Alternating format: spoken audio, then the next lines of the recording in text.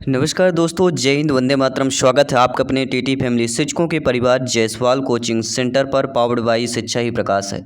जैसा आप सभी लोग जानते हैं, वर्ग 3 के वैकेंसी आने वाली है। सितंबर अक्टूबर में एग्जाम होगा और ईएसबी के द्वारा कैलेंडर जारी कर दिया गया है और इसके अकॉर्डिंग प्रिपरेशन में सबसे बेस्ट होती है प्रीवियस ईयर के एग्ज़ाम, क्योंकि नया सिलेबस है। और 2020 में जो वैकेंसी आई थी वर्ग 3 की, जिसका एग्ज़ाम 2022 में हुआ है, इसके प्रीवियस पेपर हम पूरे सॉल्व करने वाले हैं। इससे आपका पूरा जो है सिलेबस कवर हो जाएगा और तैयारी जो है लेवल होगा, सारा कुछ आपका कंप्लीट हो जाएगा। इसके पहले दोस्तों 5, 6, 7 मार्च ये पेपर हम ऑलरेडी अपलोड कर चुके हैं। 7 मार्च का फर्स्ट पेपर अपलोड हो चुका है, जिसका प्लेलिस्ट भी बना दिया हूँ, जिसका आई बटन पे लिंक मिल जाएगा। 7 मार्च का सेकंड शिफ्ट का पेपर हम इस पर करने वाले हैं। तो सभी लोग ध्यानपूर्वक समझिएगा, प्रत्येक प्रश्न को ध्यानपूर्वक यहाँ पे देखना है, समझना है और देखिए किस प्रकार के प्रश्न पूछे गए कि कहाँ पे आप लोगों की कमी हो गई थी, उसको आप लोगों को देखना है। तो चलिए, पहले हम यहाँ पे हिंदी भाषा के क्वेश्चन पूछे गए थे। 7 मार्च के सेकंड शिफ्ट का यह पेपर है। चलिए सॉल्व कर लेते हैं, पूरे 150 प्रश्न को सॉल्व करेंगे। दोस्तों, भाषा शिक्षण का दायित्व तो क्या होता है, यहाँ पे पूछा गया था। तो भाषा शिक्षण को जो दायित्व होता है वह ये होता है, विद्यार्थियों को सीखी हुई भाषा में संप्रेषणात्मक रूप से सक्षम बनाना। सी ऑप्शन यहाँ पे ईएसबी ने जो सही माना है वो चीज़ हम आपको बताने वाले हैं, क्योंकि इसी के अकॉर्डिंग आपका स्कोर कार्ड जनरेट किया गया था। पोर्टफोलियो को क्या क्या शामिल हो सकता है, तो पोर्टफोलियो में क्या क्या शामिल हो सकता है। बच्चों का लेखन कार्य होगा, बच्चों के मौखिक कार्य संबंधी विवरण एवं टिप्पणियाँ होगी और भाषा विकास की क्रमिक प्रगति रिकॉर्ड होगा और आपके नीचे ऑप्शंस हो गए। देखिए, अगर जब भी पोर्टफोलियो की बात की जाती है, यानी पोर्टफोलियो में क्या क्या शामिल हो सकता है, तो पोर्टफोलियो में आपका भाषा विकास की क्रमिक प्रगति का रिकॉर्ड यहाँ पे होता है। तो ये समझ लीजिए, पोर्टफोलियो का संबंध किससे होता है, भाषा विकास के क्रमिक प्रगति के रिकॉर्ड से होता है। तो यहाँ पे केवल आपका थर्ड ऑप्शन, यानी कि केवल तीसरा देखिएगा, हमारा सी ऑप्शन कह रहा है, जो ईएसबी ने सही माना है। आइए अब बात करते हैं हिंदी भाषा के अगले प्रश्न की तरफ चलते हैं। अगला प्रश्न है कि निम्न में से किशोरावस्था में चरित्र विकास किससे प्रभावित होता है। देखिए, यहाँ पे किशोरावस्था की बात की गई थी, तो किशोरावस्था में चरित्र विकास की अगर बात कर रहे हैं तो यह मित्र मंडल, परिवार और समाज से जो है प्रभावित होता है। तो यहाँ पे आप लोगों का डी ऑप्शन जो दिया गया वह आप लोगों का सही हो जाए। इसके बाद अगला प्रश्न आपके एग्जाम में क्या पूछा गया था, प्रश्न पूछा गया था दोस्तों कि भाषा शिक्षण में संप्रेषण की कुशलता बढ़ती है। तो भाषा शिक्षण में संप्रेषण कुशलता किसके द्वारा होती, प्रशिक्षण से बढ़ती है। तो डी ऑप्शन यहाँ पे आप लोगों का सही हो जाएगा। इसके बाद चलिए अगला प्रश्न देख लेते हैं। अगला प्रश्न क्या पूछा गया था, लोकगीतों को भाषा की कक्षाओं में स्थान दिया जाना चाहिए। क्यों दिया जाना चाहिए, क्योंकि इससे जो बच्चे होते हैं वह संस्कृतिगत विशेषताओं से परिचित होते हैं। अब आप ये सोचिए, आपने क्या सही किया था और क्या सही होना चाहिए, ये देखना भी आप लोगों के लिए ज़रूरी हो जाता है। इसके बाद अगला प्रश्न देखते हैं। प्राथमिक स्तर पर बच्चों के लिए बाल साहित्य के चयन पर मुख्य आधार क्या होना चाहिए, तो यहाँ पे ईएसबी जो सही माना है वह रोचक विषय वस्तु माना है, क्योंकि प्राइमरी लेवल की बात कर रहे हैं और बच्चों के लिए बाल साहित्य में चयन के मुख्य आधार पूछा जा रहा है, इसलिए रोचक विषय यहाँ पे राइट आंसर हो जाएगा। ठीक है, नो डाउट आप सभी लोग समझ गए होंगे। सेकंड पेपर है आपका, जो भाषा का टॉपिक यहाँ पे चल रहा है। 7 मार्च सेकंड शिफ्ट का पेपर हम सॉल्व कर रहे हैं, ध्यानपूर्वक समझिएगा। एक शिक्षक को शिक्षण का संबंध इनमें से किसके साथ नहीं करना चाहिए, नेगेटिव प्रश्न पूछा गया था। तो खेल खिलौने के साथ करना चाहिए, कथाओं कहानियों के साथ करना चाहिए, पशु पक्षियों के साथ करना चाहिए, लेकिन भय पैदा करने वाले कथानक के साथ नहीं करना चाहिए। इसके बाद अगला प्रश्न देख लेते हैं। अगला प्रश्न, इनमें से भाषा अर्जन भाषा अधिगम में महत्वपूर्ण अंतर किसका होता है। तो सभी लोग जानते हैं भाषिक परिवेश और उपलब्धता का होता है। ईएसबी ने जो सही माना वही हम आपसे शेयर कर रहे हैं। इनमें से पाठ्य योजना के 3 रूप इनमें से कौन सा सम्मिलित होते हैं, तो पाठ्य योजना के 3 रूप आपके रसानुभूत के लिए पाठ्य योजना सम्मिलित होते हैं। इसके बाद आपका हिंदी का अगला प्रश्न यहाँ पे क्या पूछा गया है कि इनमें से संप्रेषण कहलाता है। जो संप्रेषण होता है क्या कहलाता है, वह भाव एवं विचारों का आदान प्रदान कहलाता है। संप्रेषण मतलब ही होता है आदान प्रदान करना। अगला, एक बालक सामान्यतः किस विषय में रुचि अधिक लेता है, तो वह दोस्तों जो वास्तविक जीवन से संबंधित हो उसमें बालक जो है ज़्यादा रुचि लेता है।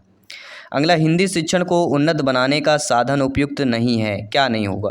देखिए, श्यामपट्ट उपयुक्त होगा, मानचित्र उपयुक्त होगा, पाठ्य पुस्तक उपयुक्त होगा, लेकिन शब्द भंडार जो होता है ये हिंदी शिक्षण को उन्नत बनाने का साधन उपयुक्त नहीं होता है। अगर हिंदी शिक्षण में उन्नत बताना है तो उसके लिए साधन श्यामपट्ट होगा, मानचित्र होगा, पाठ्य पुस्तक होगा। तो नेगेटिव पॉजिटिव दोनों चीज़ें आपको समझते चलना है। अगला, जिह्वा के भागों के आधार पर हिंदी वर्णमाला में स्वरों का भेद कितने होते हैं? तो स्वरों के भेद यहाँ पे 3 होते हैं। कितने होते हैं? 3 होते हैं। कौन कौन से होते हैं सभी लोग कमेंट करके बताइए। अगर आप लोगों को पता है तो ज़रूर कमेंट कीजिएगा कि कौन कौन से होते हैं। अगला प्रश्न है, हिंदी भाषा के प्रश्न पत्रों के अंतर्गत चयन प्रकार के सभी प्रश्न किस प्रकार के प्रश्न होते हैं? तो वे दोस्तों, हिंदी भाषा के प्रश्न पत्र में चयन अगर शब्द है तो चयन करना है तो कहीं ना कहीं आपके ऑप्शंस वाले होंगे, वस्तुनिष्ठ होंगे। ठीक है, इसलिए यहाँ पे बी ऑप्शन आप लोगों का सही हो जाएगा। ठीक है, चलिए अब पैसेज की बात कर लेते हैं। 15 आपके हमने पढ़ लिया। अब यहाँ पे काव्यांश दिया गया है।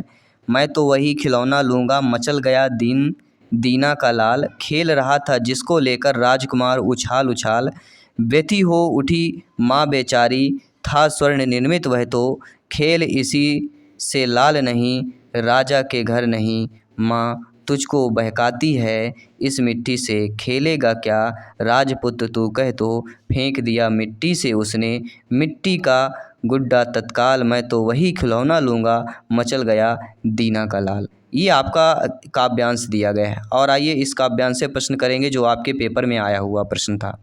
दोस्तों, उपयुक्त गद्यांश के अनुसार मिट्टी में खिलौना किसने फेंक दिया? तो मिट्टी में खिलौना दीना के पुत्र ने फेंक दिया। सिंपल से काव्यांश में आपके दिया ही गया है और हर प्रश्न में काव्यांश दिया गया था। ये आप सभी लोग ये अच्छी चीज़ थी। उपयुक्त पद्यांश के अनुसार माँ के व्यथी होने का कारण क्या था? तो इस पद्यांश में माँ का किस लिए व्यथी हुई थी? क्योंकि खिलौना सोने से बना था और माँ गरीब थी, इसलिए जो है माँ के व्यथी होने का सबसे बड़ा कारण और रीजन था। इसके बाद अगला प्रश्न यहाँ पे देख लेते हैं क्या पूछा जा रहा है। अगला प्रश्न यहाँ पे पूछा जा रहा है कि उपयुक्त पद्यांश के अनुसार दीना का लाल किस खिलौने को लेकर मचल रहा था? तो वह दोस्तों, राजकुमार जिस खिलौने को उछाल उछाल कर खेल रहा था उसी को लेने के लिए मचल रहा था। इसके बाद अगला प्रश्न आपके एग्जाम में पूछा गया था कि जब उपमेय पर उपमान का निषेध रहित आरोप होता है तब कौन सा अलंकार होता है? देखिए, जब भी आपके उपमेय और उपमान के निषेध की बात की जाए, उसमें रहित आरोप की बात की जाए तो एक ही अलंकार आता, वह है रूपक अलंकार। First option is the right answer. कोई भी डाउट हो किसी भी प्रश्न पर आप लोग बेफिक्र कमेंट कर सकते हैं, फीडबैक कर सकते हैं। और ये सारे टॉपिक हैं, कभी किसी एग्जाम में ज़्यादा समास आया है, कभी कम आया है, ये होगा, लेकिन आपको जो जो टॉपिक पूछा गया सारे टॉपिक को कवर कराएंगे, क्योंकि क्लास भी होगी। पहले प्रीवियस पेपर सॉल्व कर लेंगे, इसके बाद क्लास होगी, इसके बाद हमारा कंसेप्ट क्लियर हो जाएगा, क्योंकि अभी सिलेबस जारी नहीं हुआ है। जो प्रीवियस पेपर है उसी के अकॉर्डिंग हम तैयारी करेंगे। राजपूत में इनमें से कौन सा समास होगा? तो राजपूत में तत्पुरुष समास होगा। कि न्यू एजुकेशन पॉलिसी आप सभी लोग 2020 की जो है उसके अकॉर्डिंग होना है, तो एजुकेशन पॉलिसी को ध्यान में रखकर जो है हमारी क्लास जो है आने वाली है। निम्नलिखित में से कौन सा शब्द उपसर्ग का प्रयोग कर बनाया गया है? देखिए, सर्वथा बालिका सीमान, इसमें उपसर्ग नहीं हो, लेकिन बदनीता में उपसर्ग शब्द प्रयोग कर इसमें बनाया गया है। और ये आपके किस में दिया गया है? आपके वाक्यांश में दिया गया है। तो वाक्यांश को ध्यान में रखकर यह प्रिपरेशन करना है, ध्यानपूर्वक समझना है। निम्नलिखित में से कौन सा वाक्य कर्तवाच्य क्रिया का सही उदाहरण है? और वह होता है लड़के पत्र लिखते हैं, क्योंकि यहाँ पे ध्यान रखिएगा कृतवाच्य क्रिया दिया गया है। तो लड़के पत्र लिखना, लड़के पत्र लिख रहे हैं, कृतवाच्य क्रिया क्या होगा? कौन पत्र लिख रहे हैं? लड़के पत्र लिख रहे हैं। तो दोनों चीज़ें आपकी क्लियर हो रही हैं, इसलिए यहाँ पे कृतवाच्य हो जाएगा। अब यहाँ पे गद्यांश दिया गया है और इस गद्यांश से प्रश्न क्या पूछा गया है? गद्यांश बहुत ही इंपॉर्टेंट यहाँ पे दिया गया था कि कई साल गुजर गए, डॉक्टर चड्ढा ने खूब यश और धन कमाया। उनके 2 बच्चे थे, एक लड़का और एक लड़की। लड़की का विवाह हो चुका था, लड़का कॉलेज में पढ़ता था। इस प्रकार के आपके गद्यांश पूछा गया था।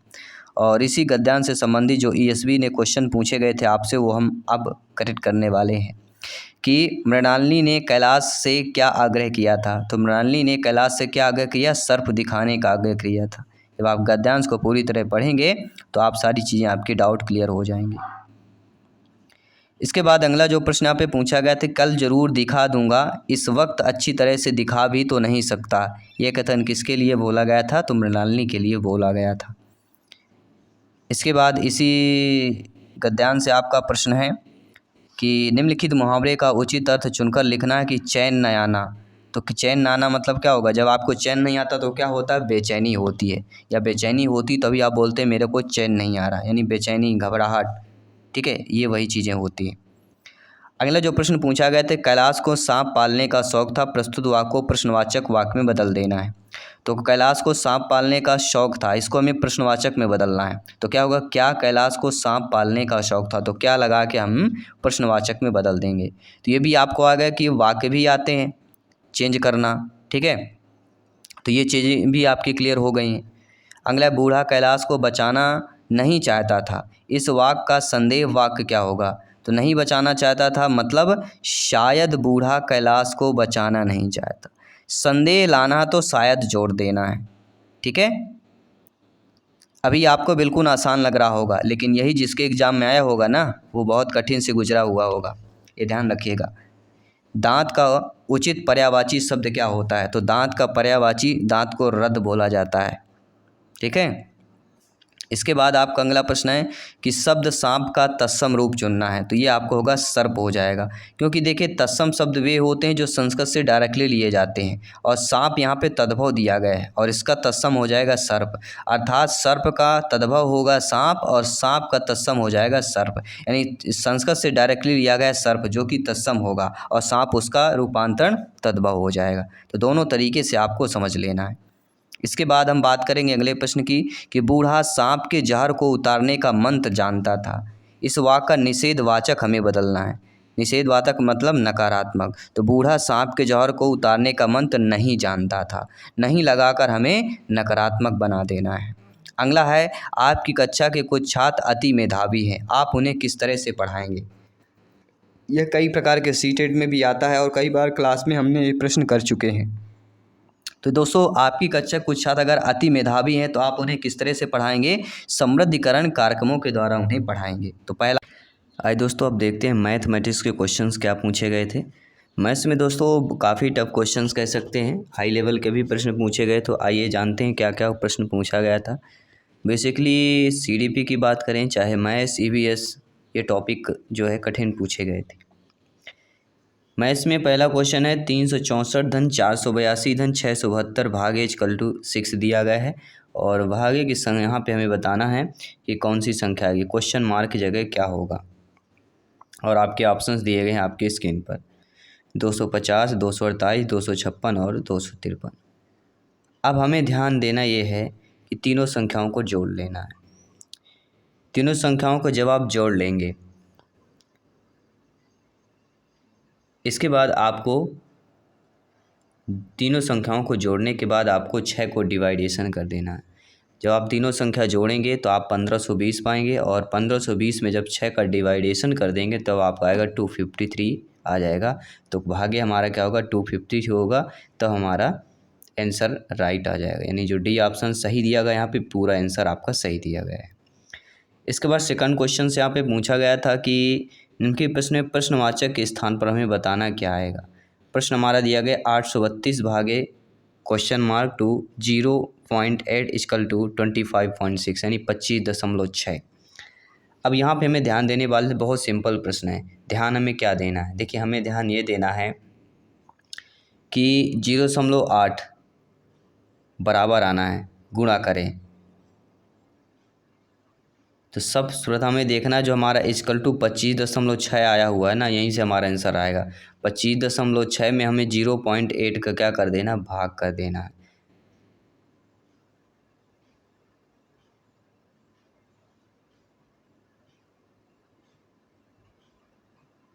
जब आप भाग कर देंगे तो आपकी वैल्यू आ जाएगी, कितनी आ जाएगी सभी लोग बताइए? डिवाइडेशन कर देना सभी को। अब देखिए, दशमलव के बाद एक संख्या यहाँ पे, तो ऊपर 10 का गुणा होगा तो नीचे वाला 8 आएगा, नीचे 10 10 दोनों गुणा कर देंगे तो संख्या हमारी चेंज होएगी, अर्थात 256/8 हो जाएगा। और 8 से इसको डिवाइडेशन करते हैं तो हमारी क्या संख्या आती है? 8 3 24 और 8 दूनी 16, 32 आता है।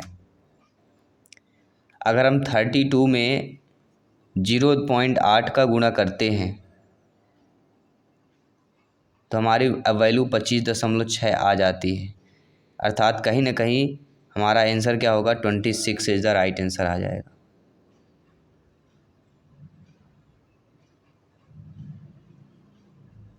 आई होप सभी लोग समझ गए होंगे। इसके बाद अगला प्रश्न देखते हैं।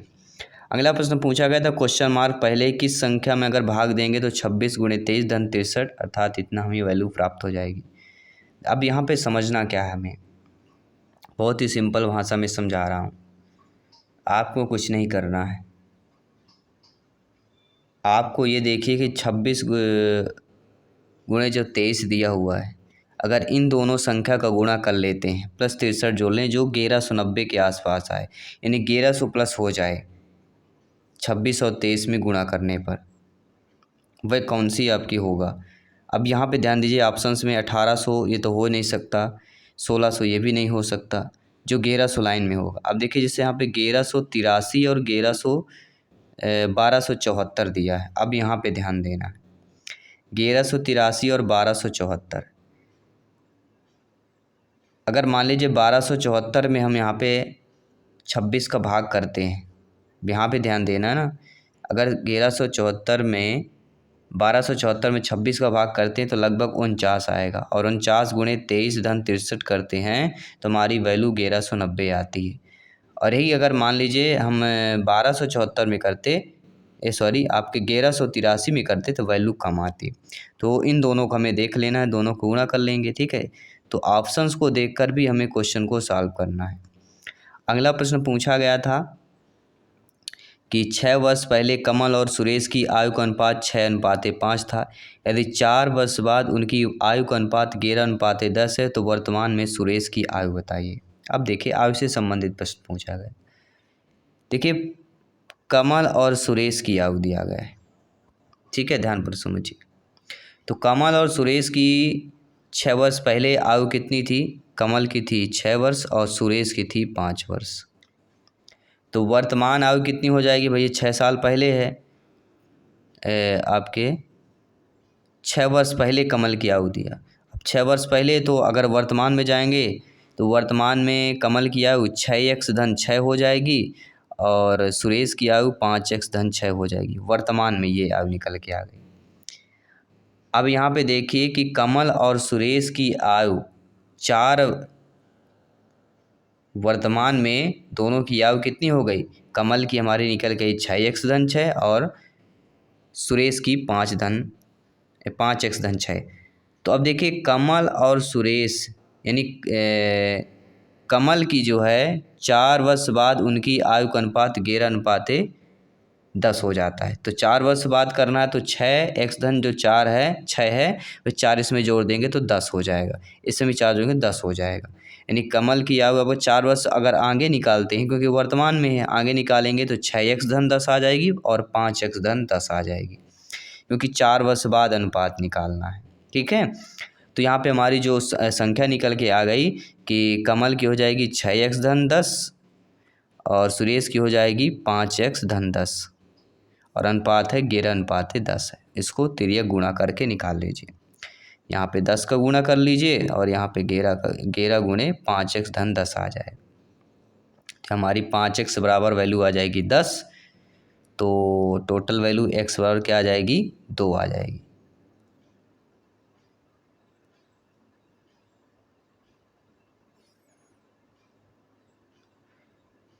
अब देखिए यहाँ पे कुणाल की जो आयु हमारी थी, वर्तमान आयु निकालना है, सॉरी कुणाल क्या, यहाँ पे आपका सुरेश की जो वर्तमान आयु हमें निकालना है, तो उसकी वर्तमान आयु होगी 5 गुणे x था ना, तो x की मान 2 आ गया, धन 6 कर लीजिए, यानी 10 धन 6 अर्थात 16 वर्ष। तो सुरेश की वर्तमान आयु 16 वर्ष हो जाएगी। सिंपल सा प्रश्न, जो चीज़ें कहता वही चीज़ हमें करते जाना है और आपका आंसर आ जाएगा। अगला, 2 व्यक्तियों की आयु के बीच का अंतर 10 वर्ष है। 15 वर्ष पहले बड़े की आयु छोटे वाले की आयु से दोगुनी थी, छोटे की वर्तमान आयु निकालना है। अब देखिए ध्यानपूर्वक समझिए, छोटे की उम्र यहाँ पे x मान लीजिए और बड़े के मान लीजिए y। 2 व्यक्तियों की आयु के बीच का अंतर 10 वर्ष है, यानी कि y माइनस एक्स बराबर 10। ये पहला समीकरण डाल दीजिए। इसके बाद कह रहा है 15 वर्ष पहले बड़े वाले की आयु छोटे वाले आयु की दुगुना थी। 15 वर्ष पहले, तो 15 वर्ष पहले इसकी क्या हो जाएगी, x-15 और y-15। ये तो नॉर्मल हो जाएगी। इतना लिख लीजिए सभी लोग। इसके बाद हमें क्या करना, अब क्या कह रहा प्रश्न कि बड़े वाले की आयु छोटे वाले की आयु से दुगुनी थी, तो छोटे वाले की दुगुनी कर दीजिए तो दोनों की आयु बराबर हो जाएगी। 15 वर्ष पहले, ध्यान रखिएगा। अब दोनों को सॉल्व कर लीजिए। गुणा करेंगे 2x - 30 आ जाएगा बराबर y-15 आ जाएगा। तो यहाँ लाएंगे तो 2x - y हो जाएगा और ये माइनस वाला प्लस जाएगा तो प्लस हो जाएगा, -15 तो 15 ही बचेगा। तो 2x - y 15, ये समीकरण 2 लगा लिए और समीकरण 1, 2 को दोनों लिख के सॉल्व कर लीजिए, आपका आंसर जाएगा। पहला समीकरण आएगा y - x = 10। दूसरा समीकरण हमारा निकल के आया, क्या निकल के आएगा, 2x - y = 15। ये -y + y कट जाएंगे, ठीक है। माइनस का 2x है और प्लस का 2x है, तो x बचेगा, तो x बराबर आएगा 25। 15 10 25 होता है, तो x की वैल्यू 25 आ गई। तो x हमने क्या, छोटे का माना था। अब यहाँ पे छोटे की वर्तमान आयु निकालना है, तो छोटे की वर्तमान आयु हमारी क्या थी, छोटे की वर्तमान आयु हमें निकालना है। तो चलिए y का मान पहले निकाल लेते हैं। y - 25 बराबर 10 हो जाएगा, क्योंकि y - x बराबर 10 समीकरण पहले में था। तो y बराबर क्या होगा, 25 10 35 आ जाएगा। तो छोटे की आयु 25 और बड़े की आयु 35। जो पूछा जाए प्रश्न में अब लिख लीजिए। छोटे की आयु पूछा जा रहा था, छोटे की आयु हमारी 25 आएगी, ठीक है। बड़े की आयु पूछा जाता तो 35 कर देते। दोनों हमने आपको बता दिया। इसके बाद अगला प्रश्न है कि एक कार्यालय में 1250 व्यक्ति कार्य कर रहे हैं। पुरुषों की संख्या 650 है, शेष महिलाएं। तो महिलाओं की संख्या का पुरुषों की संख्या के अनुपात। अब देखिए 1250 में 650 पुरुष हैं, यानी कि मेल हैं। टोटल जब हम घटा लेंगे तो हमारा निकल के आएगा फीमेल हो जाएंगे 600। अब इनमें अनुपात निकालना है, यानी महिलाओं की संख्या का पुरुषों में निकालना है। तो महिलाओं को हो गए 650, पुरुष हो गए 600। हाँ, महिलाएं हो गई 600 है ना महिलाएं, और 650 पुरुष हैं। महिलाओं की अपेक्षा फीमेल आएगा, मेल का निकालना है। 0 से 0, 60/65 को सॉल्व कर लीजिए, ठीक है। 60/65 को सॉल्व कर लीजिए सभी लोग, कितना आएगा,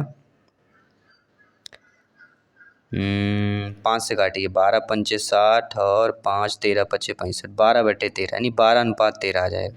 तो 12:13 आपके बी ऑप्शन में दिया गया। इसके बाद अगला प्रश्न पूछा गया था कि 44,100 वर्ग मीटर के वर्गाकार फुटबॉल मैदान की बाड़ लगाने कितनी लंबाई की जाड़ होगी। अब वर्गाकार यहाँ पे दिया गया है, अब इसका हम क्या निकालेंगे, वर्गमूल। तो 44,100 को गुणा कीजिए। जब गुणनखंड निकालेंगे तो इसका गुणनखंड निकल आएगा 2 स्क्वायर इंटू 3 का स्क्वायर इंटू 5 स्क्वायर इंटू गुणे में 7 स्क्वायर, ये आएगा निकल के टोटल। तो 7 दूनी 14, 5 सते 35 दूनी 70 और 70 दूनी कितना होता है, सभी लोग बताइए कितना हो रहा है। जब आपका 2 का गुणा 3 गुणे 5 गुणे 7 करते हैं, 2 3 6 पंचे 30 और 3 सते 21, 210 होता है। और वर्गाकार यानी चारों भुजाएं इसमें बराबर होती हैं, चारों तरफ लगाना पड़ेगा। तो 210 गुणे 4 कर दीजिए, आपका आएगा 4 2 चौको 840, जो कि बी ऑप्शन में दिया गया है, आपका सही हो जाएगा। तो 840 मीटर जो है बाड़ लगाने की आवश्यकता पड़ेगी। अगला दिया गया द्विघात समीकरण दिया गया, इसके मूल पूछे जा रहे हैं।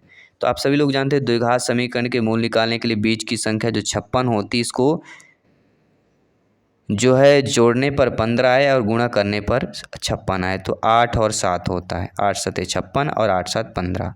इसका हम गुणनखंड कर लेंगे, x स्क्वायर धन 7x धन 8x यहाँ कर लेंगे, धन 56 कर लेंगे, बराबर 0 कर लेंगे। x का यहाँ पे कॉमन कर लीजिए सभी लोग। x कॉमन करेंगे तो x + 7x आ जाएगा, और यहाँ पे +8 कॉमन करेंगे तो x + 7 आ जाएगा, यानी कि x धन 7 और x धन 8, दो मूल हमारे निकल के आ रहे हैं। तो जब हम x धन 7 बराबर 0 करेंगे मूल निकालने के लिए तो x बराबर -7 आ जाएगा। इसी प्रकार x धन 8 करेंगे तो x बराबर -8 आ जाएगा। तो -7 -8 देखिए पहले ऑप्शन में दिया गया है, आपके मूल हो जाएंगे। ठीक है। इसके बाद अगला प्रश्न, बहुत ही अच्छा प्रश्न, अंडर रूट के अंदर दिया गया था 14.44 का वर्गमूल बराबर होगा। इसका हमें वर्गमूल निकालना है और इसका वर्गमूल लगभग 3.8 हो जाएगा ना। 0 तो होगा नहीं, ये ऑप्शन में ही बिल्कुल नहीं, कट कर लीजिए। अब 2 बचते हैं आपके, 2.9 वाला और 3.8 वाला, तो दोनों को निकाल के देख लीजिए, 3.8 हो जाए। यानी दो संख्याओं को गुणा करें तो हमारा इतना आ जाए, ये होता है वर्गमूल।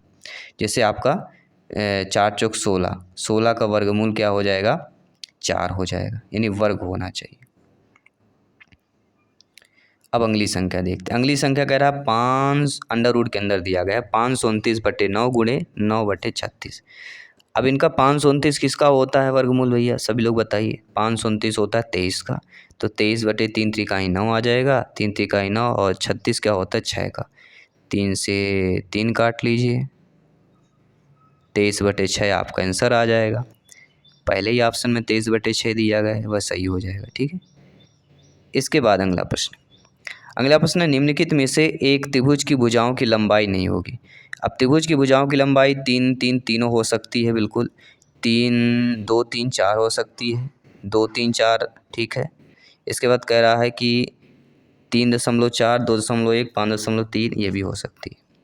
7 8 15 दोनों को जोड़ के, यानी कि कोई त्रिभुज हम बनाएं, मान लीजिए कोई ये 7 है, कोई ये 8 है और ये 15 हो ही नहीं सकती है भाई, त्रिभुज बना रहे हैं, ये वो बन ही नहीं सकता है। ठीक है, तो ये गलत। आइए बात कर लेते हैं अगला प्रश्न। अगला प्रश्न यहाँ पे क्या दिया गया है, अगला प्रश्न दिया गया है दोस्तों कि बच्चों के बौद्धिक विकास के 4 चरणों को परिभाषित करना है। तो बच्चों के बौद्धिक विकास को 4 चरणों को किसने परिभाषित किया, सभी लोग थे, जीन पियाजे जी। तो जीन पियाजे जी बिल्कुल यहाँ पे सही दिया गया है। इसके बाद कह रहा है कि 1 घंटे 15 मिनट से 45 मिनट का अनुपात, 1 घंटे 15 मिनट तो 60 मिनट, ये हो गया 15 मिनट, 7 10 75 मिनट, अनुपात 45 मिनट। अब इसको अनुपात में बदल लेना, 25 × 75 और 25 यहाँ पे आ जाएगा, 25 अनुपाते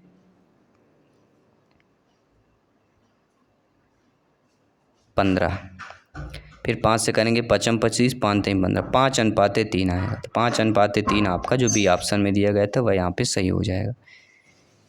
इसके बाद आपका अगला प्रश्न कह रहा, अब इसके गुणनखंड निकालना है। बहुपद दिया गया है, बहुपद के गुणनखंड निकालना है। ये ऑलरेडी हम आपको बता चुके हैं, बहुत ही सिंपल सा है, बी ऑप्शन यहाँ पे सही हो जाएगा। गुणनखंड निकालना बहुत ही आसान है। ठीक है। इसके बाद अगला प्रश्न कह रहा है कि एक छात्र जो है निम्नलिखित उदाहरण दे रहा है। उदाहरण कैसा दे रहा है कि 7/5 के स्क्वायर बराबर, यानी सिंप्लीफिकेशन का एक प्रश्न दिया गया है और वहाँ पे निष्कर्ष के लिए फार्मूला दिए गए a+b का होल स्क्वायर का बराबर a² + 2ab धन b²। ये a+b का होल स्क्वायर का फार्मूला से होगा। तो ऐसा जो है निष्कर्ष निकालने की उपरोक्त विधि ये हमारी कहलाती है अधिष्ठापन विधि कहलाती है। यहाँ पे ESB ने जो कहा है, जो माना है, आंसर सही माना है। गणित में अच्छा होने के लिए ज़रूरी क्या होता है कि अमूर्त सोच और तार्किक तर्क के माध्यम से समस्याएं बनाएं और उन्हें तैयार करना, ये बच्चों के लिए इम्पोर्टेंट होता है। अगर ऐसे शिक्षक करते हैं तो माप का सबसे विश्वसनीय जो पैमाना होता है वह अनुपात कहलाता है, रेटियो कहलाता है। जो आप गलत करके आए हैं वो आपको सुधारना है। अब मैथ क्लब प्रायोजक या सलाहकार कौन होता है, तो मैं जो मैथ क्लब आपने नाम सुना होगा शायद, इसका जो सलाहकार या प्रयोजक जो होता है वह गणित के वरिष्ठ शिक्षक होते हैं, जो सीनियर टीचर होते हैं मैथ्स के, वो होते हैं। इसके बाद है पाठचर्या लचीलेपन की अवधारणा को जिनके लाभ के लिए पेश किया गया था वह हमारा कौन होगा, विकलांग बच्चों के लिए जो है पाठचर्या लचीला होना चाहिए, ऐसा पेशकश किया गया था।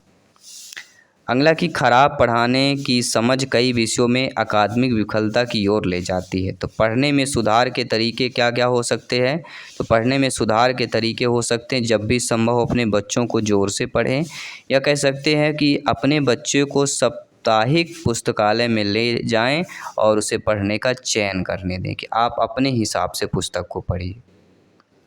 इसके बाद अगला प्रश्न है, अगला प्रश्न पूछा गया था कि गणित बच्चों के मन में तर्क करने की आदत बसाने के एक तरीका है, यह तथ्य किसका है? यह तथ्य लाक का है। इन्होंने लाक कर दिया था। जो ईसीबी ने सही माना वही हम आपको सटीक जानकारी बता रहे हैं। आपके अकॉर्डिंग लगेगा ये क्वेश्चन गलत है, ऐसा है, आप टिप्पणी कर सकते हैं, कमेंट कर सकते हैं। समय प्रपत्र चतुर्थ श्रेणी के लिए मूल्यांकन के पैरामीटर होंगे, कौन कौन होंगे? वह होगा आपका डिजिटल अनुरूप घड़ी पर पढ़ने का समय, heart spot, quarter post, 15 minute से एएम पीएम की अवधारणा मिनट, ये सारे चीज़ें आपकी आ जाती हैं। इसके बाद कह रहा कि गलत उत्तर के कारणों की पहचान करने के लिए नैदानिक परीक्षणों की आवश्यकता होती है, वह कहलाते एक्सपर्ट अर्थात विशेषज्ञ कहलाते। उच्च शिक्षा में अनुसंधान और शिक्षण दो अलग अलग गतिविधियां होती हैं जो की जा सकती हैं, केवल अनुक्रमिक क्रम में की जा सकती है। बाकी सभी लोग तैयार रहें, क्लास जल्दी आने वाली है। गणित पढ़ाने का उद्देश्य क्या होता है? गणित पढ़ाने का उद्देश्य होता है बाल मौलिक कौशल और गणित की प्रक्रिया में विकसित करने के लिए होता है। इसके बाद अगला प्रश्न आपके एग्जाम में ही पूछा गया था कि परियोजना के निष्पादन का अर्थ क्या होता है? तो परियोजना के निष्पादन का अर्थ होता है प्रत्येक बच्चे की परियोजना के निष्पादन में सक्रिय रूप से योगदान देना चाहिए और यह परियोजना का सबसे लंबा कदम कह सकते हैं। अगला प्रश्न पूछा गया था खाली स्थान को छोड़कर निम्नलिखित गणितीय पद जो होता है वह कौन कौन से होता है? निम्नलिखित को छोड़कर, यदि, केवल, यदि, आवश्यक और पर्याप्त, व्यापकता की हानि, भिन्न, ये होते हैं। ना तो और ना ही, इसको छोड़कर सभी होंगे। तो किसको छोड़कर? बी ऑप्शन को छोड़कर।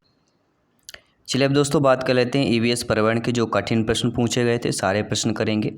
प्रश्न पूछा गया था पर्यावरण की रक्षा के लिए जून 2020 को किस ई कॉमर्स कंपनी ने अपनी पैकेजिंग में सिंगल यूज प्लास्टिक को खत्म करने की घोषणा की?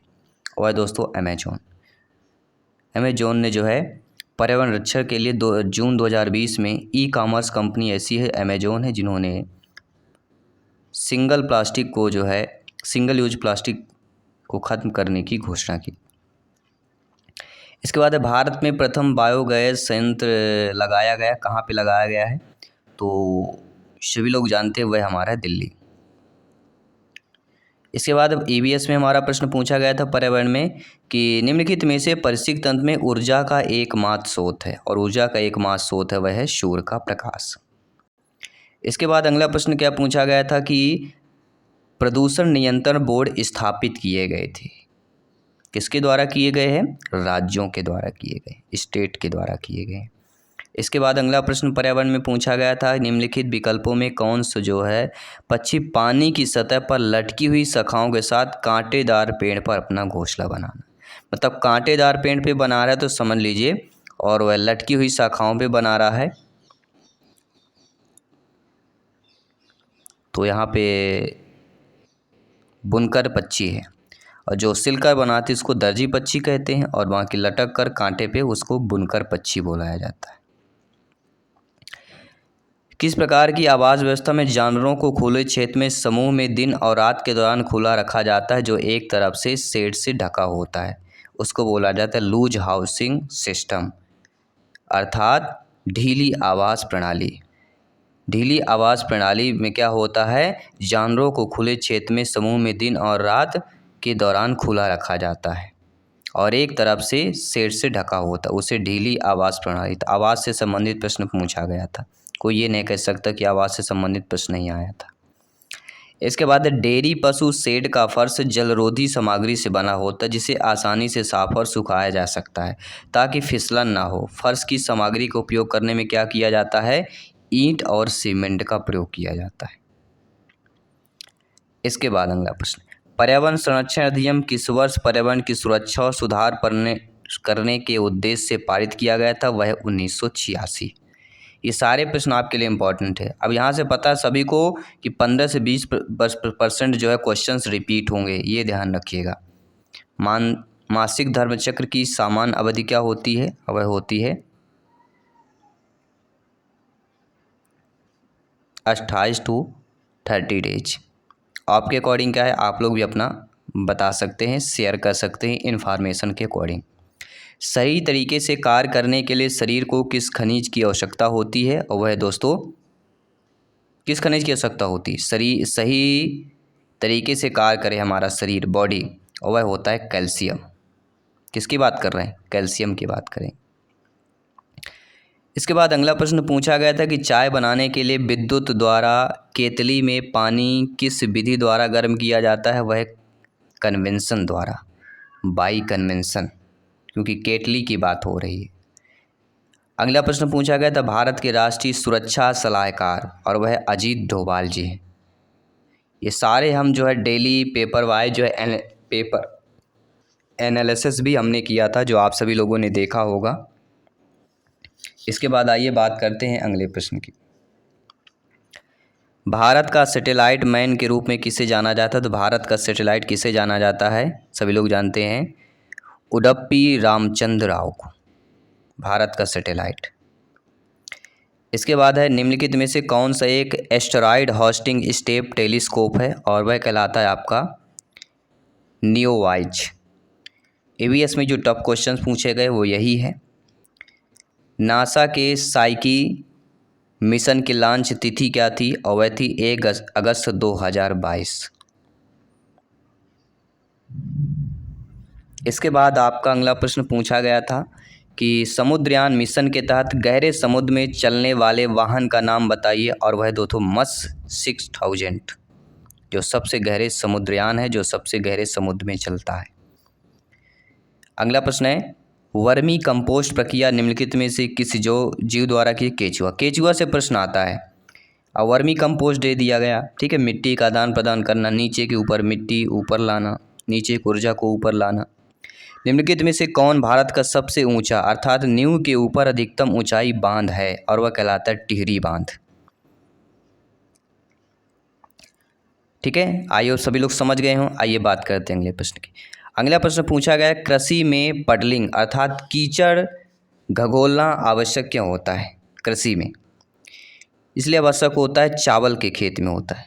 कृषि में जो पडलिंग होता है, कीचड़ को घगोलना, वो चावल में होता है। जब धान की बुआई समय सीजन चल रहा है ना, देखे होंगे, उसको बोला जाता है क्या कि धान के पहले मतौआ, हमारे यहाँ बोला जाता है मिट्टी का मतौआ, कि मिट्टी का मतौआ करना है। मतौआ अर्थात ये बघेली भाषा है, बाकी आप लोग बता सकते हैं। अब आपके यहाँ जो धान लगाने के पहले मिट्टी को पहले पानी में लगाया जाता है, ट्रैक्टर के माध्यम से उसको, ठीक है, मुलायम किया जाता है, जिससे धान को वहाँ लगाया जा सके। ठीक है, अगला है ग्रेनाइट, बेसाल्ट, कार्टजाइट, चूना पत्थर, बलुआ पत्थर जैसे चट्टान एक द्रव्यमान जो कुछ मिट्टी के लिए मूल सामग्री बनाता है, उसे क्या कहा जाता है? उसे ही बेडरॉक अर्थात आधार शैल कहा जाता है। क्या कहा जाता है दोस्तों? आधार शैल, याद रखिएगा। अगला प्रश्न है रिपब्लिक पुस्तक के लेखक कौन है? तो रिपब्लिक पुस्तक के लेखक प्लेटो है। अगला प्रश्न है स्पोर्ट्स से पूछा गया था कि किस फुटबॉल टीम के पास सबसे अधिक विश्व कप चैंपियन खिताब है? और वह फुटबॉल की टीम है आपकी ब्राज़ील। ब्राज़ील के पास सबसे ज़्यादा जो है फुटबॉल चैंपियन की ट्रॉफ़ी है। पहला कॉमनवेल्थ गेम्स कब आयोजित किया गया था? वह किया गया था 1930 में किया गया था। ज़्यादा भी डिटेल से नहीं जा रहे हैं, क्योंकि प्रीवियस पेपर सॉल्व कर रहे हैं। जब क्लासेज होंगी तो पूरा डिटेल से आपको समझाया जाएगा और बताया भी जाएगा। क्या भूमिका निर्वाह के तरीके को वास्तविकता में बदलना संभव है? नहीं, क्योंकि यह एक कृत्रिम वातावरण होता है, इसलिए संभव नहीं है। अब आइए बात करेंगे अगले प्रश्न। एक शिक्षक के रूप में आपको छात्रों के छोटे समूह बनाकर उनको चर्चा करने के लिए प्रोत्साहित करना चाहिए। उनके विचार किसी विशेष मुद्दे समस्याओं का समाधान करके, दोनों होंगे, कौन होगा? देखिए, मेरे हिसाब से दोनों होना चाहिए, क्योंकि शिक्षक के रूप में आपको छात्रों को एक छोटे समूह बनाकर उनको चर्चा करने को प्रोत्साहन करना है, तो उनके विचार भी आप ले सकते हैं और किसी विशेष मुद्दे पर समस्या का समाधान भी लेकर ले सकते हैं। तो ये दोनों हमारी बातें सही हो जाएंगी एक शिक्षक के रूप में देखा जाए तो। बाकी सभी कमेंट कीजिएगा मेरे सभी प्यारे मित्र शिक्षक बंधु। समग्र विकास में मनोप्रेरणा योग्यता को किस श्रेणी में वर्गीकृत किया जाता है? और वह श्रेणी कहलाती सह संज्ञानात्मक, क्योंकि यहाँ पे समग्र विकास में मनोप्रेरणा योग्यता को विभाजित करना है, तो वह सह संज्ञानात्मक इज द राइट आंसर। इसके बाद है निम्नलिखित में से कौन सा सत्य नहीं होगा? देखिए, बच्चों का सीखना कक्षाओं में ही होता है, ये गलत है। सीखना कहीं भी हो सकता है। कक्षा ज्ञान को कक्षा के बाहर जो होता है उससे जोड़ना आवश्यक है, सही बात है। आकलन प्रक्रिया में कक्षाओं के बाहर होने वाली सीख को भी शामिल किया जाना चाहिए, ये भी सही है। और सीखना कभी भी हो सकता है, ये भी बातें सही है। तो सीखना किसी से भी हो सकता है, ये भी सही है। ये बच्चा नहीं कि आपसे बच्चा छोटा, चाहे 2 साल का बच्चा हो, 5 साल का बच्चा हो, 10 साल का बच्चा हो, 20 साल का हो, सबसे आप लोग सीख सकते हैं। किसी भी जीव जंतु से आप सीख सकते हैं। अगला है फला लाइन ग्राफ एक है। तो फला लाइन ग्राफ किसके लिए होता है? दृश्य सहायता सामग्री होता है, विजुअल एड, इसको फला लाइन बोला जाता है। अगला बच्चों के शैक्षणिक एवं सह शैक्षणिक दोनों क्षेत्रों में अधिगम प्रदर्शन एवं प्रगति के प्रमाणों, जिनको आकलन विभिन्न उपकरणों एवं तकनीकों का उपयोग करके एकत्रित किया गया है। ये व्यवस्थित प्रलेखन की प्रक्रिया को क्या कहा जाता है? ये जो व्यवस्थित प्रलेखन प्रक्रिया होती है इसी को ही अभिलेखन कहा जाता है, रिकॉर्डिंग कहा जाता है। अगला प्रश्न है, निम्नलिखित में से किसे छात्रों के सीखने के प्रदर्शन के अभिलेखन और रिपोर्टिंग में लाभ होगा? किसे होगा? छात्रों के सीखने के प्रदर्शन के अभिलेखन और रिपोर्टिंग से लाभ होता है, किसे होता है? छात्रों के माता पिता, छात्रों के सलाहकार, स्कूल के प्रशासक, कौन कौन होंगे? तीनों आपके ऑप्शन दिए गए। अगर देखिए यहाँ पे छात्राओं, बच्चों, बालक बालिका के सीखने के प्रदर्शन का अभिलेखन रिपोर्टिंग की बात करें तो तीनों सही हो जाए। बच्चा तीनों के माध्यम से सीखता है, इसलिए रिपोर्टिंग भी आपकी तीनों होनी चाहिए। अब आती सेकंड लैंग्वेज। सेकंड लैंग्वेज में पहली बात तो इंग्लिश आता है और इंग्लिश के बाद फिर अपनी दूसरी लैंग्वेज भी आती है। तो पहले कौन सी लैंग्वेज करें, सभी लोग बताइए, पहले आपके अकॉर्डिंग करते हैं, ठीक है।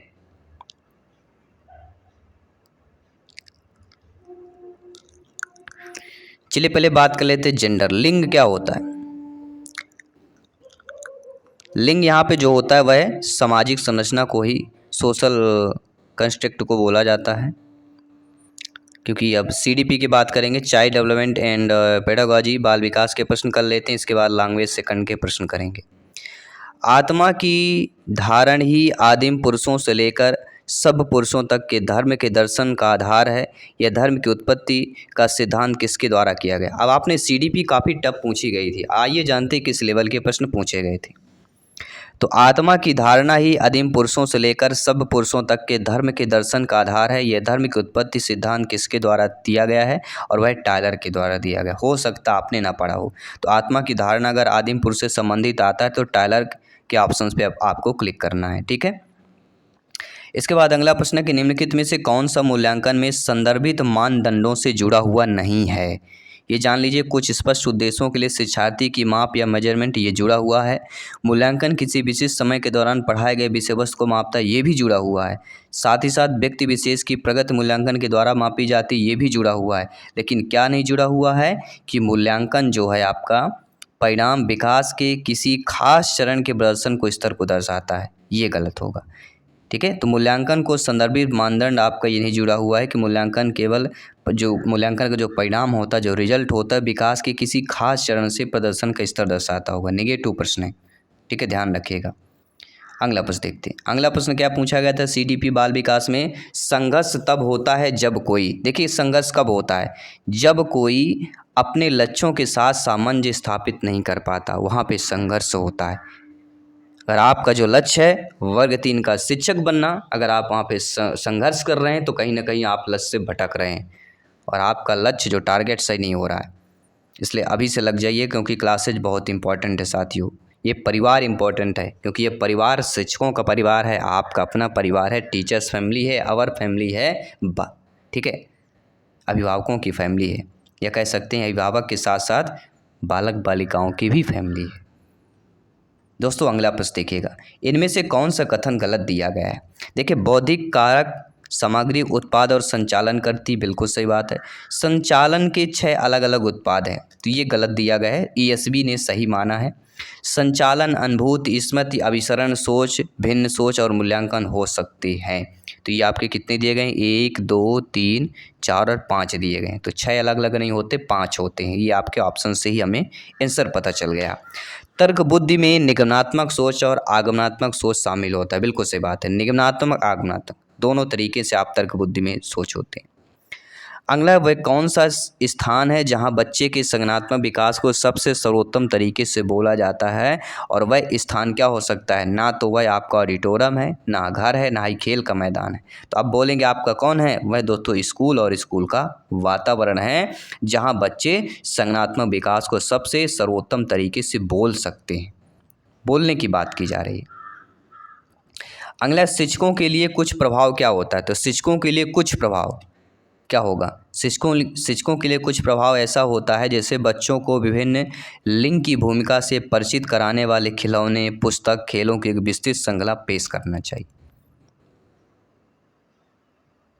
अगला जो प्रश्न है और भी इंटरेस्टेड है कि एक बच्चा एक्स जब भी शिक्षक भूमंडलीय ऊष्मीकरण के बारे में सिखाने का प्रयास करते हैं तो बार बार उपद्रव बच्चा करता है, और पूछने पर बच्चा कहता है कि उसे विषय सीखने में कोई दिलचस्पी नहीं है, तो एक शिक्षक को क्या करना चाहिए? ऐसा अक्सर होता है, आपके विद्यालय, आपके कक्षा में होगा, तो आपको क्या करेंगे? आप एक शिक्षक के रूप में शिक्षक को बच्चे को समझना चाहिए कि भूमंडलीय ऊष्मीकरण का सामना हर किसी को अपने जीवन में करना होगा, इसके बारे में जानकारी होनी चाहिए। इस प्रकार से बच्चा थोड़ा इंटरेस्ट लेगा। पढ़ाई न करके उसको पढ़ना है, जीवन से संबंधित बताइए, ऐसा जानना सभी को ज़रूरी है। तब बच्चा समझेगा कहीं ना कहीं यार ये तो पढ़ाई की बात नहीं हो रही, आगे आने वाले लाइफ में हमारी ज़रूरत पड़ेगी। ऐसे चीज़ों को बच्चों को जो है दिशाओं से या शब्दों से थोड़ा मोटिवेशन दे देना कि बच्चा सीख सके। निम्नलिखित में से कौन से अच्छे तरीके से जिनका पालन एक शिक्षक पूर्व और नए ज्ञान के बीच संबंध स्थापित करने के लिए कर सकता है? आप ही स्वयं समझिए, अगर कोई भी अच्छे तरीके से जिनका पालन एक शिक्षक के पूर्व और नए ज्ञान के संबंधित स्थापित करने के लिए कर सकते हैं, वह क्या हो सकता है? क्या वह चर्चा, प्रश्न, प्रस्तुतियाँ, क्या तीनों हो सकती है? बिल्कुल सही बात है, तीनों हो सकती है। अगला जो प्रश्न कह रहा है कि जन्म के तुरंत बाद एक बच्चा अपनी माँ का अनुसरण करता है, यह किसका व्यवहार है? अक्सर देखिए कोई भी बच्चा जब जन्म होता है माँ शब्द निकलता है। ये जो अनुसरण, ये व्यवहार, ये रिलेशन है, किसका होता है? ये दोस्तों होता है सहज वृत्ति व्यवहार कहलाता है। अगले प्रश्न की बात कर लेते हैं। अगला प्रश्न धुआंधार प्रश्न है कि दूसरे लोगों के प्रति बच्चे की प्रतिक्रियाएं और अनुक्रियाएं निर्भर करती हैं। किस पर निर्भर करती हैं? सामाजिक शिक्षा और प्रदान किए गए अनुभवों पर निर्भर करती हैं। इसके बाद अगला प्रश्न है। अगला प्रश्न है आत्मघाती व्यवहार में निम्न में से कौन शामिल नहीं होता? देखिए आत्मघाती व्यवहार में आत्मघाती विचार होंगे, आत्मघाती योजना होगी, आत्मघाती प्रयास होगा, लेकिन आत्मघाती घृणा नहीं होगी। ठीक है, तो आत्मघाती व्यवहार में घृणा नहीं होगी, बाकी सारी चीज़ें शामिल होगी। ये ESV का कहना है। आपका क्या कहना है? आप लोग भी हमें शेयर कर सकते हैं, कमेंट बॉक्स में बता सकते हैं। अगला कि एक बच्चा जो 10वीं कक्षा में है और अपने विद्यालय जाता है और मध्याह्न तक उसकी कक्षा में रहता है, फिर वह झूठ बोलता है कि उसे भयानक पेट में दर्द है, सर मुझे छुट्टी दे दीजिए, मैडम मुझे छुट्टी दे दीजिए, मुझे जाना बहुत ज़रूरी, पेट में बहुत दर्द है, और उसे घर जाने की ज़रूरत है। तो स्कूल अधिकारी उसे अनुमति देते हैं। अब देखिए, अब ऑप्शन दे दिया गया, गैर हाजिरी का या आवारगी का, झूठ बोलना या झूठ बोलना और गैर हाजिरी दोनों का। तो झूठ बोलने का यहाँ पे हो जाएगा, क्या होगा? लाइंग। लाइंग मतलब झूठ बोलना। अगला जो प्रश्न दिया गया है कि REPA का फुल फॉर्म क्या होता है? REPA का फुल फॉर्म मतलब क्या होता है? शिक्षा का अधिकार संरक्षण प्राधिकरण, right to education project authority. ध्यान रखिएगा, एक प्रश्न दोस्तों बाल विकास का इम्पोर्टेंट है। अगला बहुबाधिता पैदा करने वाले सामान्य कारकों में शामिल हो सकते हैं। क्या क्या शामिल हो सकते हैं? गुणसूत्र और जीनों की असमानताएं जो होती हैं। बहुबाधित बच्चा या बहुबाधिता पैदा करने वाले समान कारक गुणसूत्र और जीनों की असमानताएं शामिल हो सकती। तो वृद्धि और विकास से प्रश्न आपका हो गया। अनुवांशिक क्षण जीन द्वारा निर्धारित किए जाते हैं और एक जीन के कई प्रकार हो सकते हैं, जिन्हें क्या कहा जाता है? जिन्हें जेनेटिव तत्व कहा जाता है। अगला प्रश्न देखिएगा। अगला प्रश्न है जो आप लोगों की स्क्रीन पर है कि अमेरिकी मनोवैज्ञानिक कैरोल गिलगन ने निम्नलिखित में से किस तर्क पर आधारित कोहलबर्ग के सिद्धांत की आलोचना की। मैंने कहा था ना कोहलबर्ग के सिद्धांत से प्रश्न आएगा और आलोचना की बात कर रहे हैं, यानी इसने लड़कियों द्वारा प्रदर्शित नैतिक के विशिष्ट प्रतिमानों को उपेक्षा की। आइए बात करते हैं अगले प्रश्न की। अगला प्रश्न है, रविन्द्रनाथ ठाकुर के अनुसार निम्नलिखित में से कौन सा व्यक्ति का पहला फोकस होना चाहिए। तो व्यक्ति का पहला फोकस शिक्षा का उच्च उद्देश्य होना चाहिए। अगला, प्रगतिशील शिक्षा एक शैक्षणिक आंदोलन है जो शताब्दी में शुरू हुआ। किस शताब्दी में शुरू हुआ? तो 19वीं शताब्दी में शुरू हुआ प्रगतिशील शिक्षा एक शैक्षणिक आंदोलन, याद रखिएगा। सीडीपी बाल विकास का टॉप क्लास का प्रश्न है कि बुनियादी शिक्षा का विचार किसके द्वारा दिया गया। सभी लोग जानते हैं महात्मा गांधी जी द्वारा। बहुत ही सिंपल सा प्रश्न, हर कोई सही किया होगा। निम्नलिखित में से पहला मनोवैज्ञानिक कौन था जिसने मानसिक क्रियाओं के संदर्भ में बुद्धि की अवधारणा को औपचारिक रूप देने का प्रयास किया? और वह कहलाता है अल्फ्रेड बिने। First option is the right answer. अगला प्रश्न है, निम्नलिखित में से कौन प्रशिक्षण के 3 प्रकार के स्थानांतरण हैं? और प्रशिक्षण के 3 प्रकार के स्थानांतरण क्या होता है आपका? बसकारात्मक, नकारात्मक और शून्य, यानी कि सकारात्मक, नकारात्मक, शून्य, ये होंगे, ध्यान रखिएगा। अगला प्रश्न देखिएगा। अगला प्रश्न है, खाली स्थान तब होता है जब एक प्रत्याशित वांछित लक्ष्य प्राप्त नहीं होता, मकसद अवरुद्ध हो जाता। प्रश्न को समझिएगा। देखिए, कुंठा तब होता है किसी व्यक्ति को जब एक प्रत्याशित वांछित लक्ष्य प्राप्त ना हो और मकसद अवरुद्ध हो जाता है, तो व्यक्ति के अंदर कुंठा प्राप्त होता है, ये कुंठा उत्पन्न होता है। एक नए अनुभव प्राप्त करने की इच्छा, सूचनाएं प्राप्त करने से प्रसन्नता की अनुभूति इत्यादि किसके संकेत होते हैं? ये सभी जिज्ञासा के संकेत होते हैं। अगला प्रश्न देखिए, रीना और टीना समान कक्षा में पढ़ने वाली बहनें हैं।